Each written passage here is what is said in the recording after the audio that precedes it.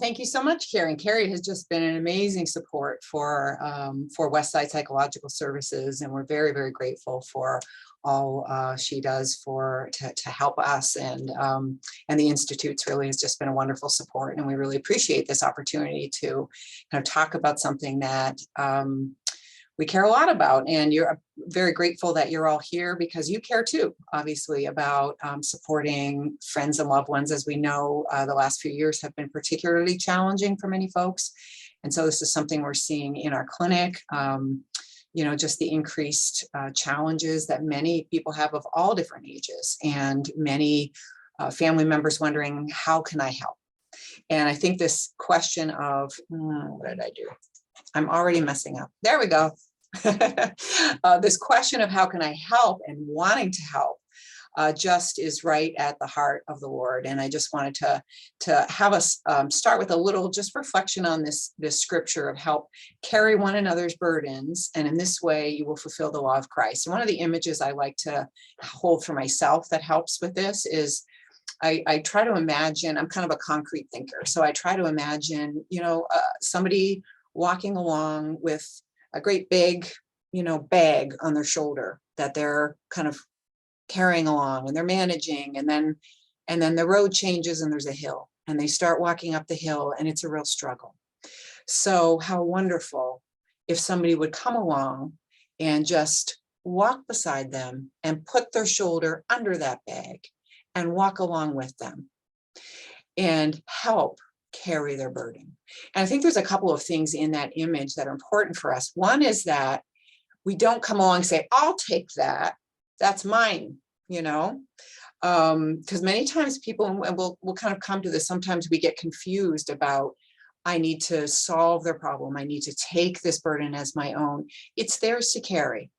And so that's important to kind of keep in mind, but we can help them. And sometimes that shoulder, that walking together, what can happen is over time, if you're walking along with somebody and talking, that burden, maybe the bag gets a little smaller. They're able to kind of throw some things out of that bag, and it becomes more manageable. And maybe the ground levels off and you can kind of step away. And maybe you look in the distance and there's somebody else waiting to come along and walk with them for a time too. That's the other thing that sometimes people think, I've got to, this is mine and I have to forever, look after this. And sometimes our time is shorter.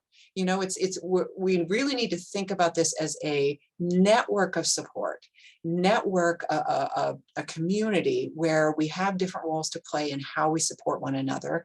And when we see that opportunity, we come along and we provide support. So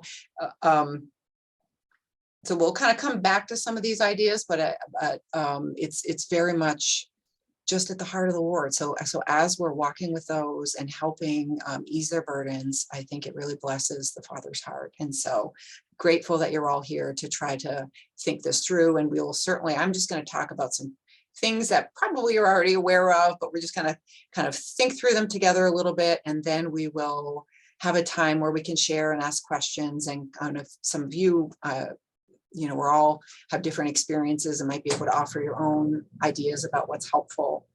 But we know that support from a biblical perspective, it's very important. From a research perspective, there's all kinds of research showing the benefits of social support, the benefits of emotional support, that it really can help. And so, what you're doing matters. What it doesn't mean is some of the things we already talked about, but also that now you have to become like a medical provider and give them advice and tell them what to do or become their psychologist. Doesn't mean that you necessarily, if you're the person you're talking about is a competent adult, loved one, it's not about you making the decisions for them or solving all their problems or doing everything for them. So that's not the kind of thing we're talking about. The other thing I want to say is that a lot of what we're going to be talking about really differs. So what is appropriate support? I would say it depends. It really depends. If you're thinking about a child, if you're a parent and you have a young child who's 10 years old and they're having some mental health issues and you're trying to support them, that's going to involve a lot more decision making, taking over control, that's a different kind of role than if you're an adult child who has a kid, who has a parent who needs some support, or your friend needs support, or your adult child needs support. We have to calibrate it in terms of their age, in terms of developmental level, the nature of the problem. Some things are a crisis. If you're interacting with someone who is expressing suicide, that they want to kill themselves, like suicidal ideation, obviously that's a crisis situation where we need to get involved and act. So there's certain situations and the nature of the mental health issue that means your support might be more direct or more forthcoming, that we kind of need to take control if somebody's in crisis a little bit. What is helpful depends on your culture. And, different things, support might mean something different depending on culture, might mean something different depending on personal preferences. So we're going to talk in generalities, but I just wanted to acknowledge up front that there's a lot of, it depends. And we might get to some of those it depends things in the question and answer. But generally, these are the 6 things we're just going to kind of walk through. If you really want to be able to provide support to somebody, first you have to know when something's wrong. Second, you need to be able to, or it's very helpful if you can provide emotional support to that person. Encourage them to seek help, support them in their efforts to get treatment and to be involved in their treatment. Support their a healthy lifestyle in general. And then, as Carrie alluded to earlier, setting boundaries and kind of making sure you take care of yourself. Those are all kind of things. So we're just going to kind of walk through those in order tonight, and we'll see where we end up. We'll start first with, how do you know something's wrong? These are a few signs, but generally you want to think about some general things like, is there changes? Have you noticed some changes that seem to be creating problems for the person? There's a lot of, you have a child who was very involved and they loved sports and they had friends and they were doing well in school, and suddenly I don't feel like it's, sports are stupid and my friends I don't like my friends anymore, and I just would rather play video games. But you see these changing patterns and not changes in a positive direction. They seems like it's creating problems for them. Things like, missing school or missing work, or no longer caring about things they used to care about, withdrawing, a pattern of withdrawal. And a lot of times people will say, well, I'm withdrawing because of this and because of that. It all sounds very like there's reasons for it. But if you see these patterns over time, you want to kind of take note of that and kind of look for something on their own might not be a significant indicator of anything, but you're looking for overall patterns that we see. Appetite and sleep get disrupted. Regular routines are disrupted. They're using substances more frequently. As I said, withdrawal or avoidance, things like that, we want to kind of be mindful of. It's challenging because, being able to tell, it's very normal to be anxious. Every one of us feels anxiety and sadness, and those are normal feelings. Those anxiety, sadness, worry, occasional, those are not mental health problems. Those are part of being a human being. The Lord gave us feelings because they're a good source of information, and having feelings is not a problem. Feeling, angry about something that you should, there's sort of reason to be angry about. But it's sort of knowing when those become problems. What we look for as psychologists is it causing distress? Is it causing impairment? So if we're seeing distress in the person, that they're bothered, or sometimes they don't express distress, but they're not functioning the same way. They're failing in school. They're losing their job. Relationships are faltering. Those are the kinds of things that their functioning is showing problems, and that would indicate us there really probably is a problem here. So those are some things that we sort of look for, and just trying to pay attention to people around us. We often are very busy. We're all very busy. We all have a lot going on ourselves, but kind of paying attention to people we care about and noticing. Sometimes people don't come right up to you and say, I have this is going on. But if you notice something's wrong and then invite a conversation about it, they may be willing to open up and talk to you. And you might be the first person, the only person that they're willing to talk to, or that, it gets the ball rolling. It's really, really so important to be sort of noticing and then just being willing to ask about it. And we'll kind of talk in a minute about some of the ways you might do that. But let's move on to kind of, you've noticed there's a problem, you want to give emotional support. And I start with a little clip that I think demonstrates all of these elements, and then we'll kind of come back and talk to them. Hopefully this will work with sharing screen, but it's from, I'll just let it speak for itself. Let's see. See if this works. Hopefully you can hear it okay. Missy, I need a moment with Paige.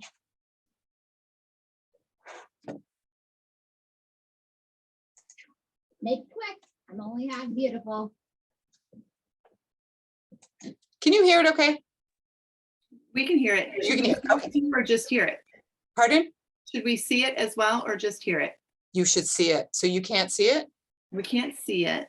Oh. You might need to show us a different window, perhaps, as you share your screen. Okay, how do I do that? We should have practiced this. I guess so. We're on the spot. If someone knows, you're welcome to unmute and give us a hand. If not, we can just listen to it. So you need to hit the share screen again, but this time choose the window that has the video playing in it and check the box or two boxes at the bottom that say optimize for video and share audio. Okay, let me go back. Thank you, Kevin.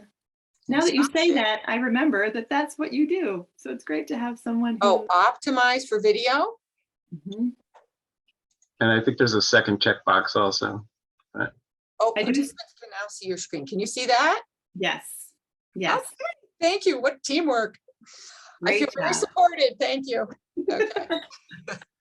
So let me see if I can figure out, but now I can't see where the play. There we go. Okay.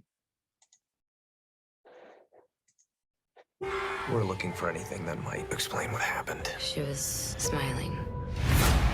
On September 30th, I am not gonna keep running. Yeah. you will never trust a smile again. Smile. Oh, what happened? I think, was that just an ad beforehand? Oh, okay. Instead of play, you hit fast forward, which probably jumped to the next video. Somebody is good. Okay. Missy, Now I we're need a back. moment with Paige. Make it quick. I'm only half beautiful.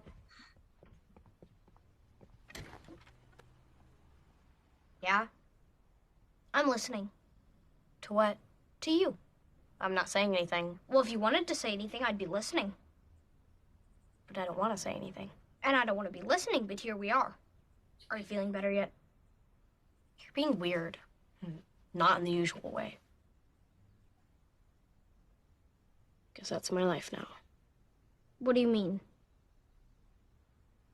Everyone is acting weird. My mom is going on dates, and my dad is acting like a child. My sister's crying all the time. I just wish that everything could go back to the way it was. I don't think it will. It turned out I was really good at listening. The trick is to sit there, and when you want to leave, don't. I have to live in 2 separate houses, and my grandma says the meanest things about my dad. I know that everyone is upset that I'm not doing well in school. It's just hard to care. Everything that used to seem important to me just doesn't anymore. So I guess, really, I just feel alone.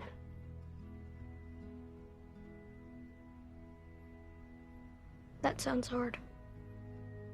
Yeah, it is. Dr. Sturgis was right. There was nothing I could do to fix this. Or so I thought. Can I offer you a hot beverage? That would be nice. Be right back. The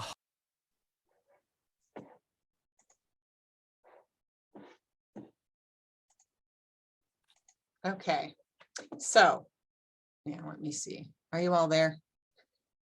We are here with you. Okay, good. That's great. That was I've great. lost seeing you, but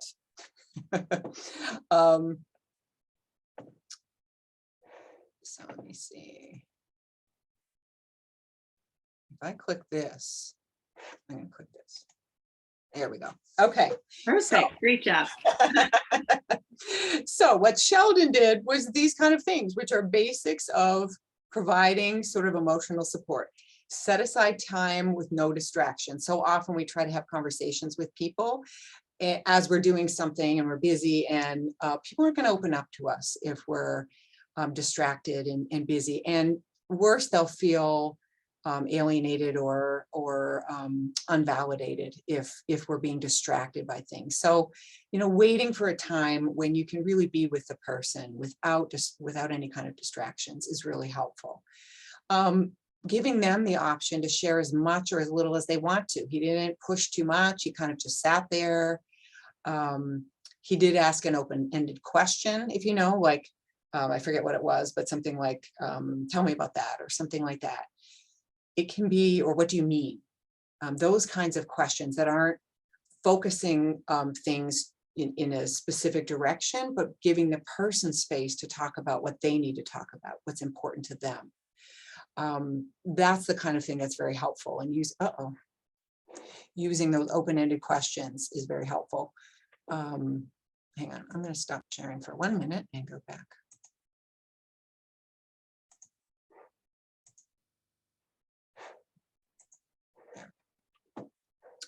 So,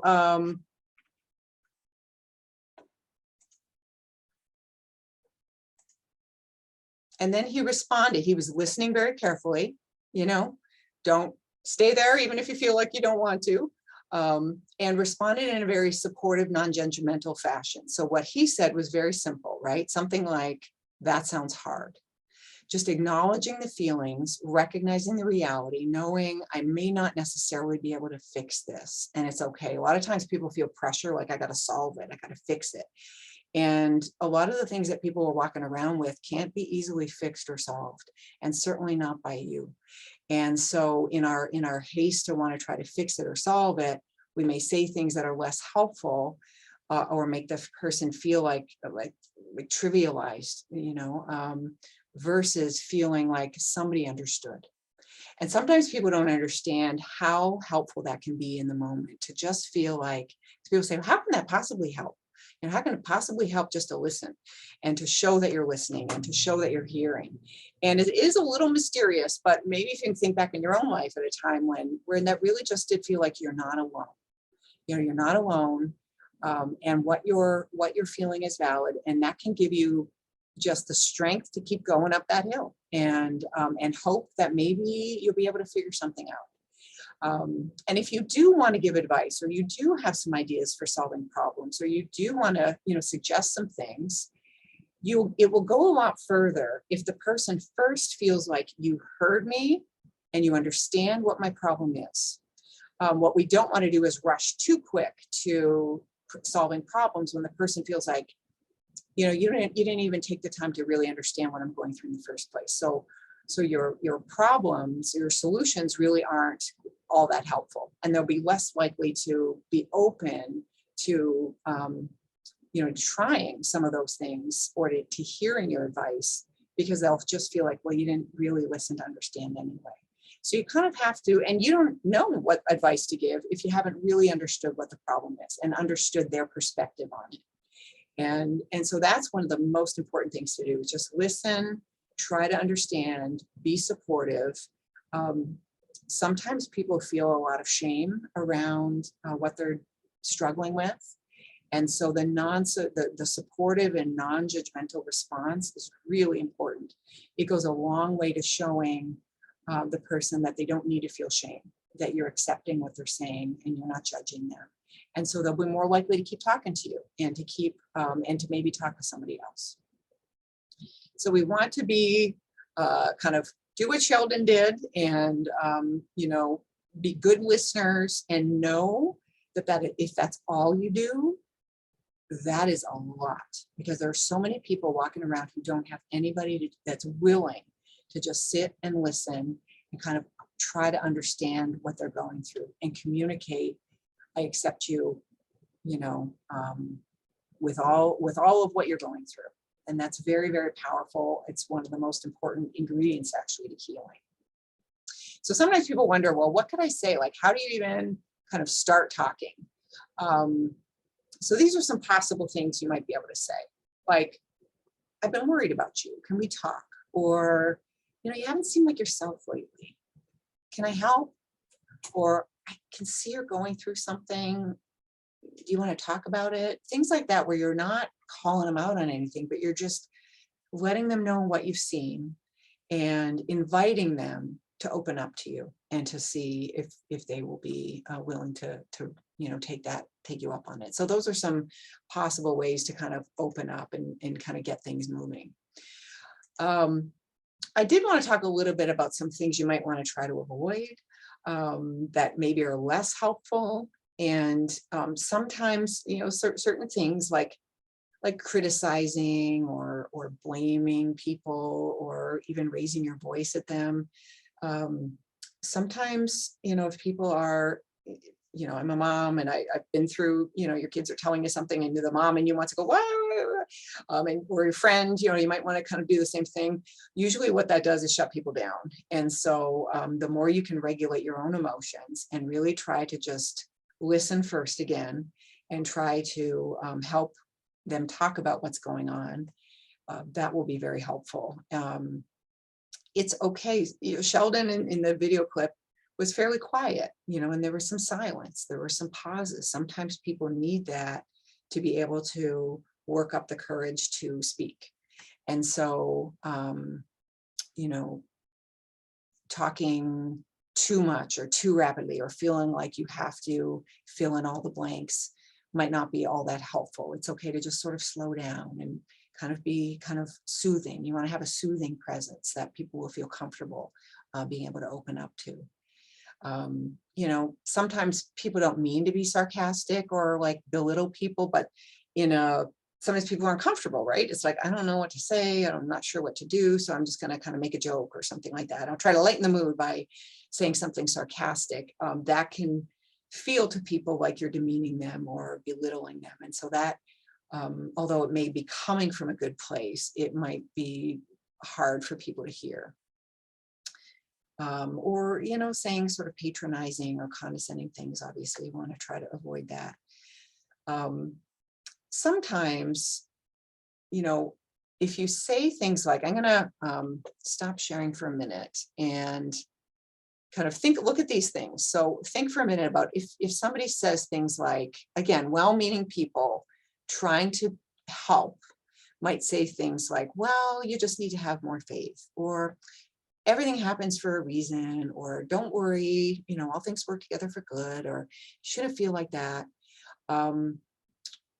What would you want to say about that? So I'm going to stop sharing and just kind of see everybody and see if anybody wants to just suggest for a minute of what might that feel like to the person if you make statements like that? What might they hear?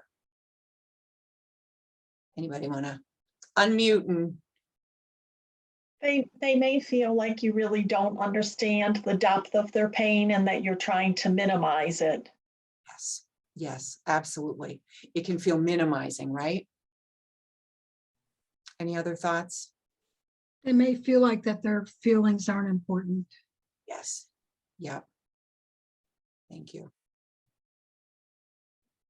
It invalidates also, their feelings. Sorry. Go ahead, Rena. It invalidates what they're feeling. Yes, absolutely. And I was just going to say they may also feel blamed, because if you say, if you just had more faith, the implication is, well, the problem is with you. You don't have enough faith. That's not an affirming statement. Yes. And that may not be at all what you intend, but that's often what people hear. That, oh, it's my fault. If I just prayed harder, or if I just trusted God more, or I just, read my Bible more. Those are all wonderful things, and that may be very helpful, but the way you say it and how it gets conveyed may very much feel like it is my fault. I should be over this, or I shouldn't feel this way. And it's because of those things. And that can really hurt people. I've heard a lot of people who are hurt by those kinds of statements that I'm sure people were trying to be very helpful. I don't think people are mean-spirited. Most people are trying to hurt, but people just don't know what to say. And so sometimes saying those things, it just does end up hurting people. So, or those kind of cliches, well, no, and then kind of moving along. That's not very helpful either. So trying to keep those things in mind, that we're really just trying to validate, encourage people to keep talking. And let's see. Oops, sorry. Wrong thing. I want to quickly add too that Casey from the chat said that it might make you feel like you're trying to invalidate your experiences as well.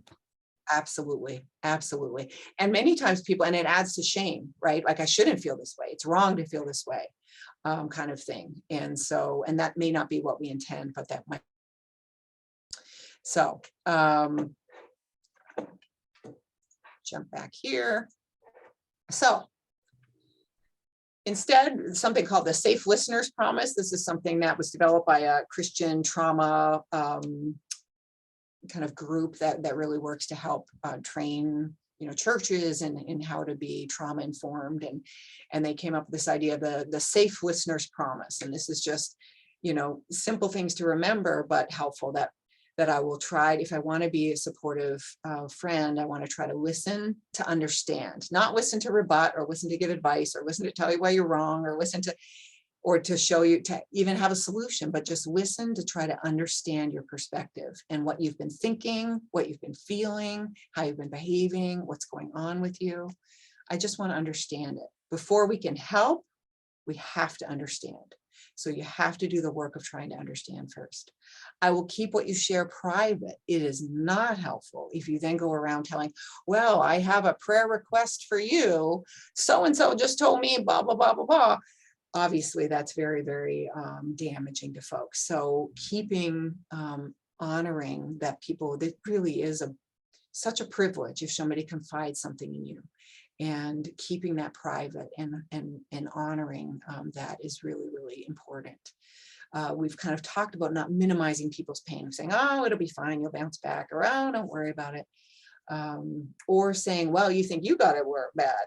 Now, people often don't say it like that, but they still have this kind of like comparing your pain with mine kind of thing, like listen a little bit and go, well, I know what you mean, but mine, blah, blah, blah, blah, blah, and then kind of turn around on yourself. Now, sometimes it is very helpful to be able to share and say, I went through something similar, and I'm not saying it was the same, but for me, and then you share something you learned or how you handled it. That can be helpful, but not kind of getting into this who's got it worse type of kind of thing.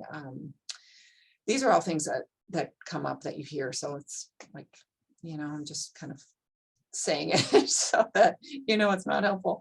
Or again, as we've kind of talked about, moving to quick solutions without really understanding the problem, or helping people figure out what solutions make sense for them. It's not up to us to kind of solve it, because one of the problems with that is say, well, here's what you need to do. Do this, do X, Y, and Z, and then you'll be good.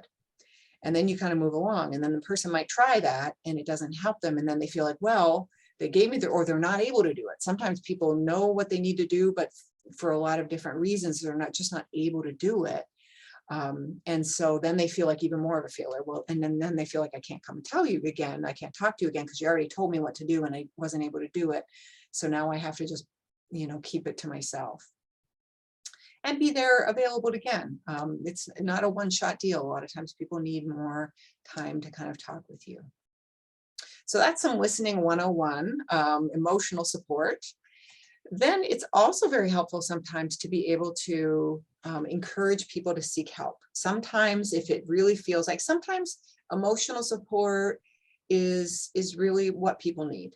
And they don't need, more a higher level of care. They don't need a professional counselor or psychologist or or to talk to some other, person. But sometimes they do, and sort of if it seems like this is a real significant mental health issue, they seem really depressed, they seem really anxious, they're not able to function, they're not going to school, they're failing out, they're losing their jobs. They're in danger, or, they're really struggling. Then encouraging people to seek help can be very helpful. And so just trying to encourage them in a positive, loving way, letting them know you really matter to me, and it hurts to see you struggle. And so, I value and care for you, and you are an amazing person, and you have so many, naming people's positive qualities. And then don't say but, because if you say but, then it's like invalidates everything that you said. And I hear that you're really struggling. You've told me, I'm so privileged that you shared that with me, and I can see how much you're struggling. And I would really encourage you to seek help. This is something that I think somebody could help you with, and you wouldn't, I hate for you to deal with it alone, and I would love for you to be able to seek help, those kinds of things. So you're letting them know you care, letting them know their strengths that they have, and letting them, just sort of renaming, saying back to you what they've said, to you, or saying back to them what they've said to you, or just letting them know what you've observed and why you're concerned about it. Not in a judgmental way, but in a supportive way. And then you can try to help them, let them know that there's treatment available, and there are really good treatments for a lot of psychological disorders, or, problems that people have, and encouraging that interest. And sometimes that can be really challenging. You don't know where to go, how to find help. A great place to start is a primary care physician. If they have a primary care physician, make an appointment with them, talk with them about their problem, and they can make recommendations. And that could be a very helpful place to start. Sometimes people are too scared to go. And so you could offer to go with them for their first appointment, or, let's together, we'll write down questions or things that you want to tell them so that you'll feel more prepared, or just ways that you could show them support.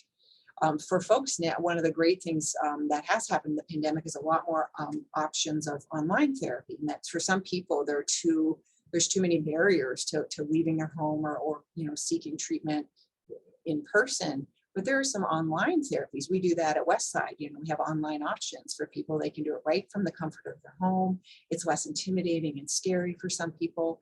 And so that's an option that you could help encourage people. We want to support them in their treatment. So if somebody's going to treatment, one of the biggest barriers, there's a lot of barriers to treatment. There's financial barriers, there's practical barriers. So one of the ways that you could support practical barriers, for example, is, let's say your friend has children and doesn't have daycare or childcare. Offering, I'll watch your kids for you while you have your appointment. That's a tangible, practical support that is absolutely invaluable. Or I could drive you to your appointment if they don't have the means to get there. Things like that are so helpful. Communicating positive attitudes about mental health treatment. There's still a lot of stigma around mental health treatment, and for some people, that's particularly the case. And so, talking about it in a very normative way, talking about how, when we have a problem with our knee, if our knee was acting up, we would go and let's see a physical therapist or a doctor or something like that to get treatment for our knee. And if we're having depression as a medical condition, and we can see medical providers to get support for that, and normalizing it and kind of trying to decrease stigma around seeking mental health is very, very helpful. Letting them know that it's nothing, to be embarrassed about, or things like that in the way you're talking about them. Being patient with them, and recognizing that a lot of things are very, very complex and take a lot of time. And so recovery may take time, and often it's not linear. People,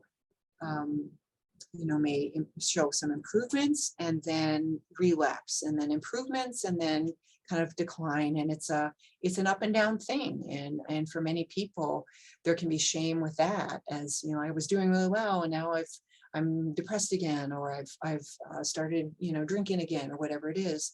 And that can feel shameful. But if you understand that's part of the process, and what matters is they're still in it, and we can learn from the setback and we move forward again in a positive direction. And we always just keep moving forward. And if you have that kind of attitude, that can go a long way to sort of supporting them in a really helpful way. So lots of practical things, as well as just kind of more, attitude-wise, your attitude about mental health. Broader than that, supporting a healthy lifestyle. People are not their mental health illness, or their mental illness. People are not their disorder. People are not their problems. They are people, and they may be living with a psychological issue right now, but not treating them as if the whole of them is a patient or something like that, and recognize and that becoming their identity. We want really valuing the whole person and your relationship with them. It shouldn't become all about becoming a healthcare provider. So continue to try to support fun activities you can do together, or things they might do. And if somebody's really down and depressed, maybe all they have the energy for at that moment is like watching a movie together or something like that, or but doing some activities, doing things, inviting them out to things that might be appropriate or helpful. Talking about things that aren't just problems, talking about other things in the world and other things in life, and positive things, and making a relationship larger than just the struggles. Sharing and talking about your life too. Relationships should be reciprocal, and so there should be a back and forth, and they might be able to, although you're supporting them, they can also support you. And it can be very encouraging for people to have meaning in their life, knowing I can also be support. People don't want to be projects, and they don't want to be, they want to be in relationship with people they care about, and those are two-way streets. And sometimes they're really in a bad place or really in a difficult place, and they need, it's kind of one way for a long time. At other times it's more kind of two-way. So just trying to keep a more balanced view, remembering the larger things, thinking again about those practical ways that you might be able to help. Going in and looking after their kids for a while so they can get out and take a walk and just decompress. Bringing in meals, a casserole. When somebody has a surgery or something like that, churches are great about bringing casseroles in and showing support that way. But if somebody has a mental health issue, casseroles don't arrive, and so sort of just thinking more broadly about what are all the different ways that I can support people. And then finally, setting boundaries and taking care of yourself. It can be very stressful to support a person who's going through a mental health. Certainly mental health crises are very, very challenging and difficult, and you need support too. And whether that's your own network, your own a support group, your own mental health professional who can help you. If you're a parent who's raising a child who's living with, mental health difficulties, that you may need ongoing, your own mental health provider to help you with that ongoing struggle. So, reaching out to have your own support group, setting boundaries, and remembering, kind of back to what we were talking about. I'm going to stop sharing here. It's not all up to you. And if you feel like everything is riding on you, part of your job that you can do to support your friend or your loved one is trying to think about, how do you expand their social network? How do you help them have other people in their life who are also able to provide support? So if it's a child, or helping them make friendships with other people, or utilizing the existing social networks and trying to decrease barriers to that. We don't want to, sometimes people get a bit of a kind of a savior kind of complex, that it's like all on me and I need to be the one, and that's not healthy. People have other people in their world, so we want to try to figure out, how do we help increase the number of people in their life that can also be there to get under that pack and shoulder it for a time too. people do the best when they have a large network of people around them and they know they have multiple people they can rely on for different things and at different times. And anything you can do to try to help support that and increase that would be helpful. And then set your own boundaries. You know, you don't have to be there 24 hours a day and all. That's not healthy either. You can model mental health and taking care of yourself by doing it for yourself and having time for your own family and having time for your own friends and you know, not being available all the time at 2 o'clock in the morning and things like that. So just making sure that you're keeping those kinds of things in track and taking care of you is very important. So those are just some initial thoughts kind of I had about kind of in a nutshell, some ways to provide support. I know I just kind of went through a lot of things, but I would love to hear if you have questions or other thoughts yourself on what you have found. You know, if you've been supporting people, what you have found has been very, you know, worked well or has been helpful, or if you have been supported by people, what you know, what others can do to be helpful. So we'll just kind of open up to the floor, I guess, and see if anybody's willing to speak up.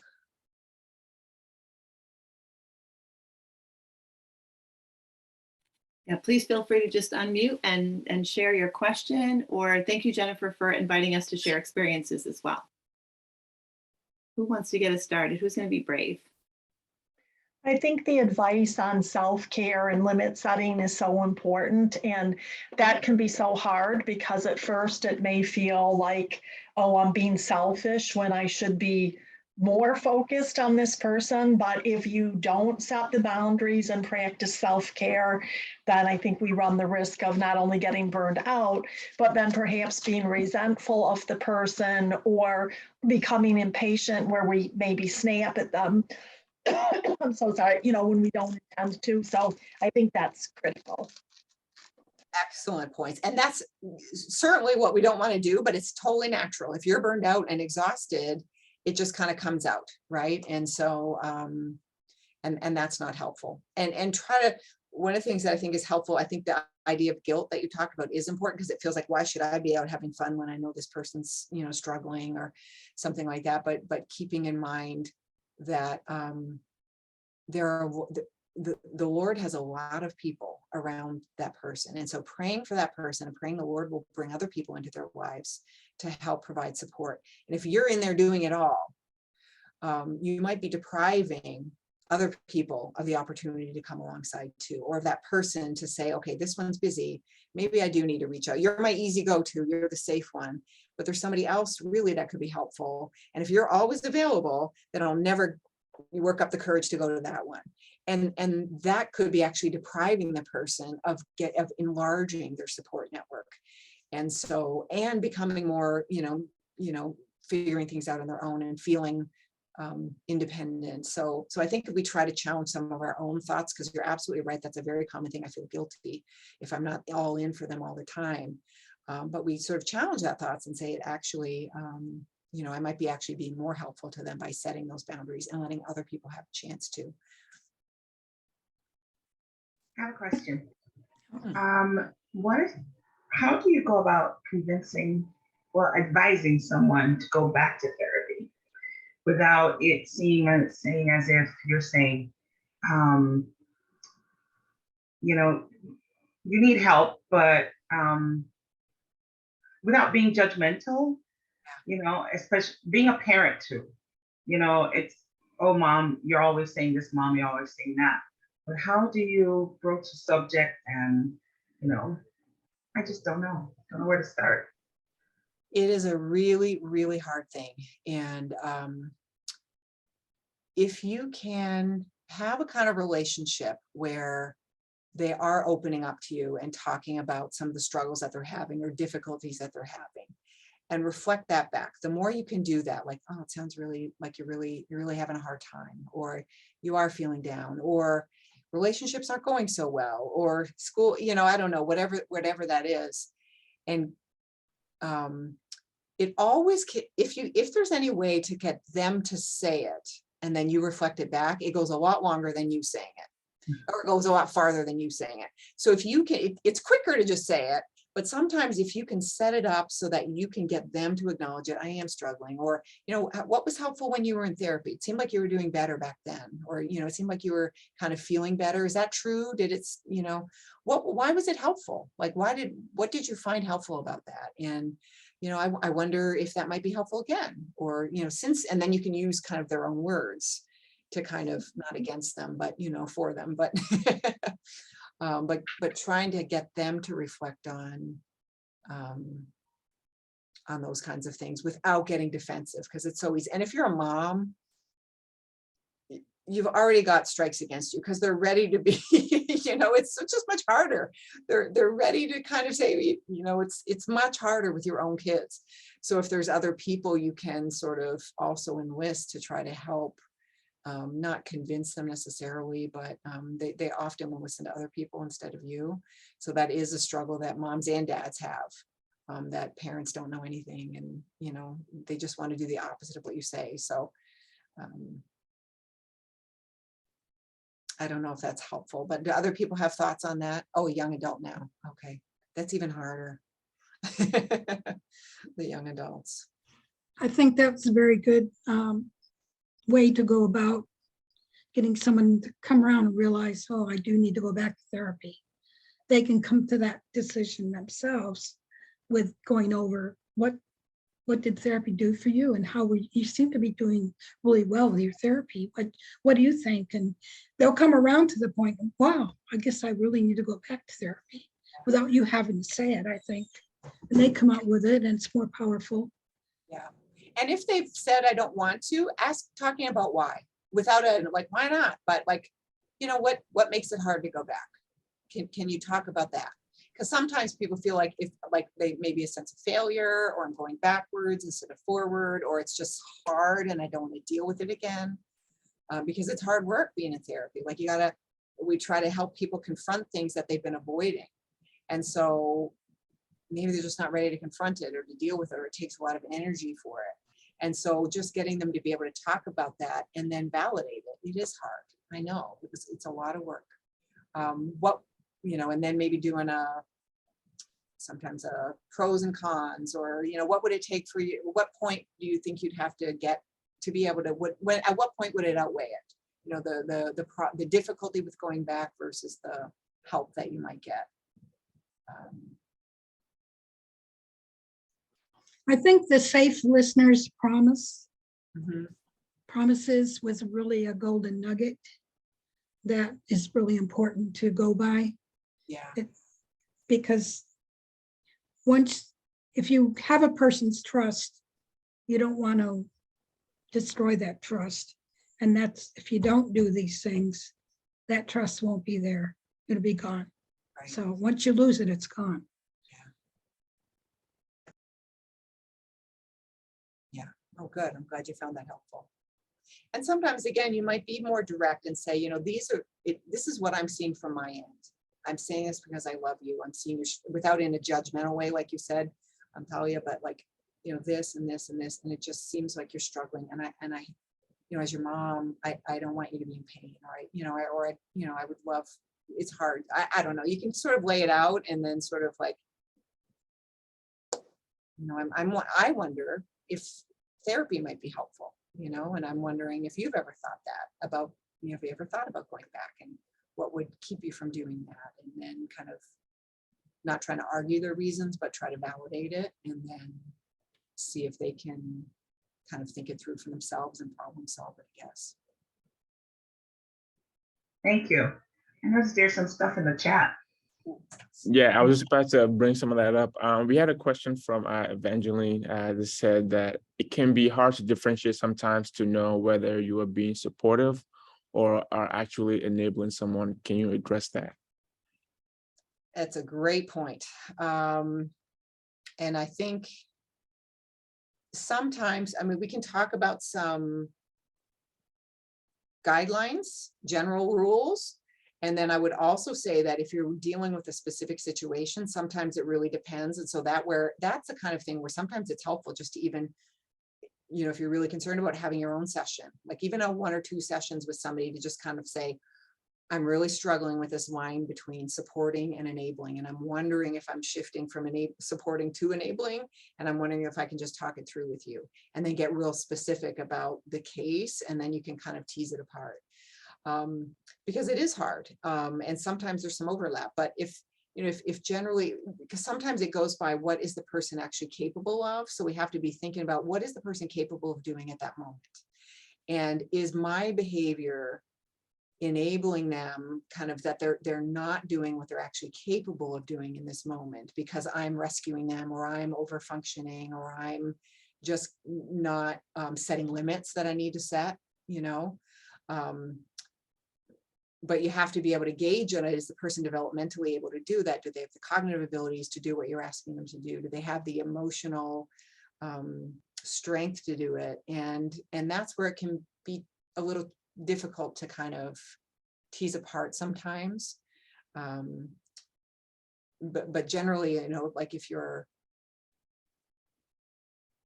if what you're doing feels like it is allowing them to continue engaging in behavior that is not helping them, it's keeping them from moving forward in a positive direction, or it's maintaining, that they can keep using, like, let's think about substance use, right? If you're giving them money all the time because they need to have money, but they're using, you're giving them money, even it isn't maybe enabling them to keep using.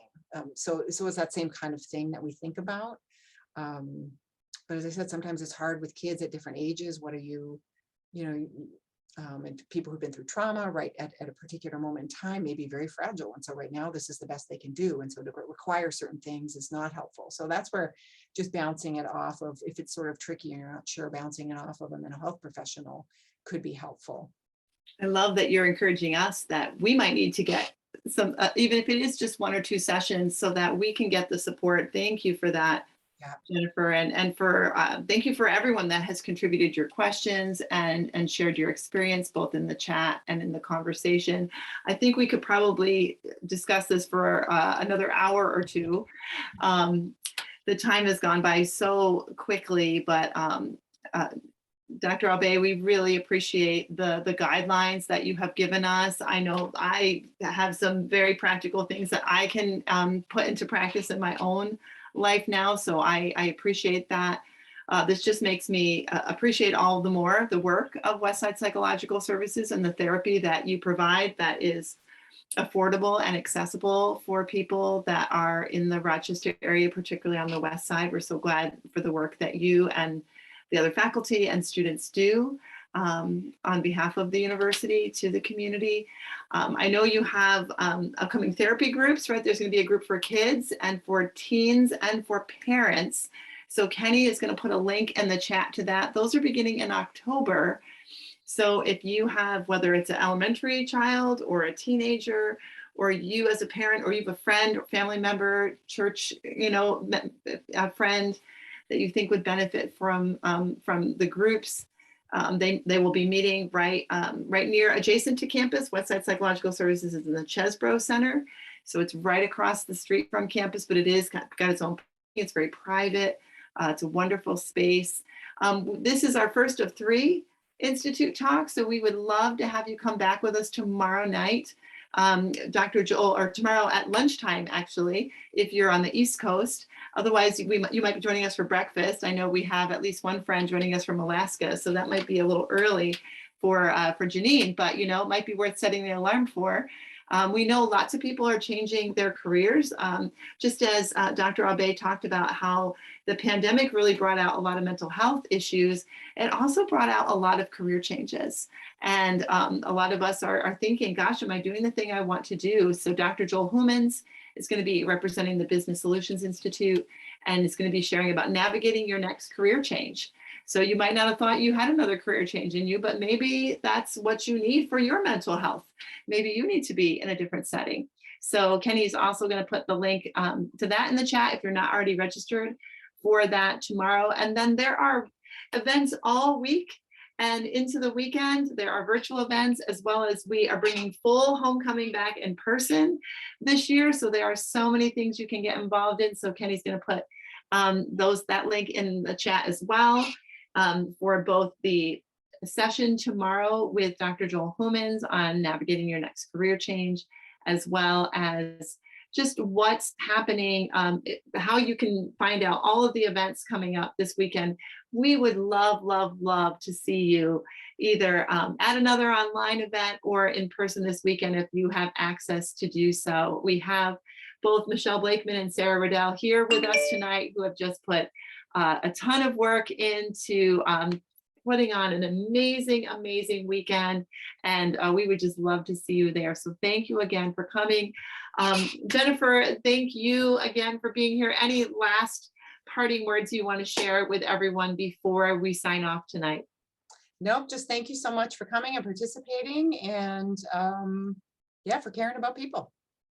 Yeah, I loved how you started that. This really is the heart of God, right? This really is the heart of God, that we care for others, but we must do so in a way that's healthy, effective, and sustainable, which also means caring for ourselves. So thank you so much for giving us those very practical tips. Again, this session has been recorded, so if you want to review it or you want to share it with a friend or family member or colleague, it'll be about a week. And because you are registered for this event, we will be sending you the link once that's ready. So thank you again so much for your wisdom, Jennifer. This was just so rich. Thank you for sharing your experience and perspective. And thank you all for being open and asking your questions and participating with us. It was great to kick off homecoming with you tonight. So hope to see you again later in the week. Have a great night, everyone.